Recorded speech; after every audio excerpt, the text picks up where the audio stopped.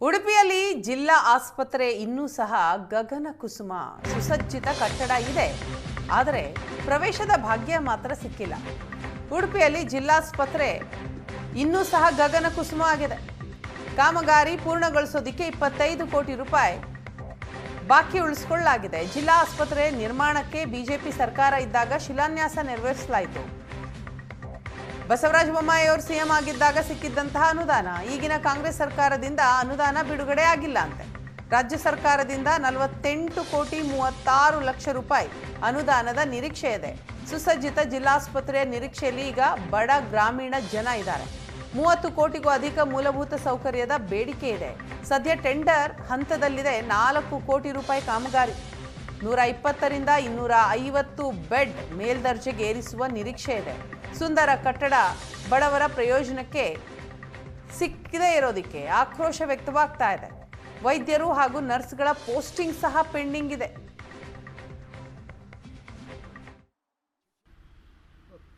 ಆರೋಗ್ಯ ಕ್ಷೇತ್ರದಲ್ಲಿ ಉಡುಪಿ ಜಿಲ್ಲೆ ಮುಂಚೂಣಿಯಲ್ಲಿದೆ ಅನ್ನೋದು ಎಲ್ಲರಿಗೂ ಇರುವಂಥ ನಂಬಿಕೆ ಮತ್ತು ವಿಶ್ವಾಸ. ಈ ಕ್ಷೇತ್ರದ ಮುಂಚೂಣಿಯಲ್ಲಿರುವ ವಿಚಾರ ಬಡವರಿಗೆ ಅದರ ಲಾಭ ಎಷ್ಟು ಸಿಗ್ತಾ ಇದೆ ಅನ್ನೋದರ ಮಾನದಂಡದ ಮೇಲೆ ಅವಲಂಬಿತ ಆಗಿರುತ್ತೆ. ಉಡುಪಿಯ ಜಿಲ್ಲಾಸ್ಪತ್ರೆ ಒಂದು ಕಾಲದಲ್ಲಿ ಅತ್ಯಂತ ಸುಸಜ್ಜಿತವಾದ ಆಸ್ಪತ್ರೆ ಅನ್ನುವ ಕಾರಣಕ್ಕೆ ಇಡೀ ರಾಜ್ಯದಲ್ಲೇ ಹೆಸರು ಕೂಡ ಮಾಡಿತ್ತು.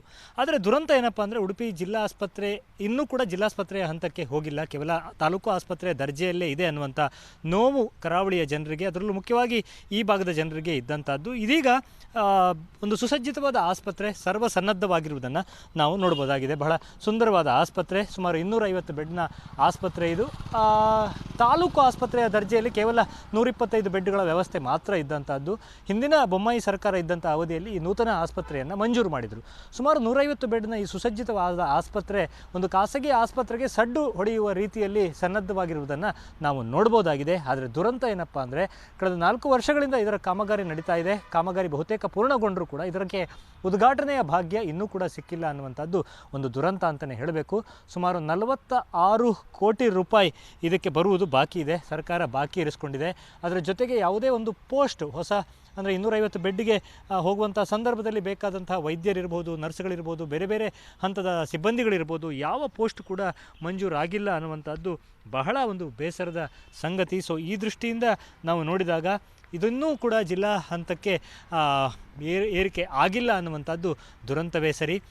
ಸುಮಾರು 4 ಕೋಟಿಯ ಟೆಂಡರ್ ಈಗ ಆಗಿದೆ. ಸುಮಾರು 25 ಕೋಟಿ ರೂಪಾಯಿಯಷ್ಟು ಈಗಾಗಲೇ ಆದ ಕಾಮಗಾರಿಯದ್ದು ಬರುವುದಕ್ಕೆ ಬಾಕಿ ಇದೆ.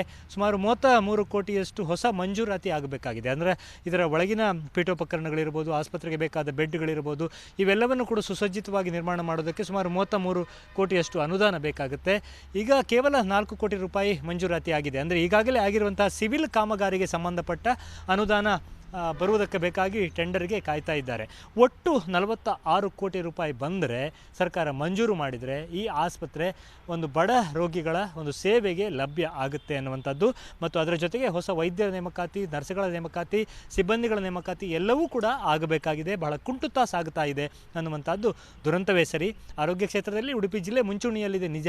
ಆದರೆ ಕಿಸೆಯಲ್ಲಿ ಹಣ ಇದ್ದರೆ ಮಾತ್ರ ಖಾಸಗಿ ಆಸ್ಪತ್ರೆಗಳಲ್ಲಿ ಚಿಕಿತ್ಸೆ ಕೊಡ್ತಾರೆ. ಸದ್ಯದ ಸರ್ಕಾರದ ಅವಧಿಯಲ್ಲಿ ಯಾವುದೇ ಹೊಸ ಅನುದಾನಗಳು ಬರ್ತಾ ಇಲ್ಲ ಅನ್ನುವಂಥದ್ದು ನೋವು. ಒಂದು ಕಡೆ ರಸ್ತೆ ದುರಸ್ತಿಗೆ ಅನುದಾನ ಬರ್ತಾ ಇಲ್ಲ ಅನ್ನುವಂಥ ನೋವು ಇದ್ದರೆ, ಅಂದರೆ ಅಭಿವೃದ್ಧಿಗೆ ಹಿನ್ನಡೆ ಆಗಿದೆ ಅನ್ನುವಂಥದ್ದು ಒಂದು ವಿಚಾರ ಆದರೆ, ಇನ್ನೊಂದು ಕಡೆ ಆರೋಗ್ಯ ಕ್ಷೇತ್ರದಲ್ಲಿ ಬಹಳ ಆದ್ಯತೆಯಿಂದ ಪರಿಗಣಿಸಬೇಕಾದಂಥ ಕ್ಷೇತ್ರ. ಸರ್ಕಾರಿ ಹಣ ಬಂದರೆ ಮಾತ್ರ ಸರ್ಕಾರಿ ಆಸ್ಪತ್ರೆಗಳ ಈ ಒಂದು ಸುಸಜ್ಜಿತ ಹಂತಕ್ಕೆ ಬರುವುದಕ್ಕೆ ಸಾಧ್ಯ ಆಗುತ್ತೆ. ಉಡುಪಿಯಿಂದ ಕ್ಯಾಮರಾಮನ್ ಹರೀಶ್ ಜೊತೆಗೆ ಶಶಿಧರ ಮಾಸ್ತಿಬೈಲು, ಏಷ್ಯಾನೆಟ್ ಸುವರ್ಣ ನ್ಯೂಸ್.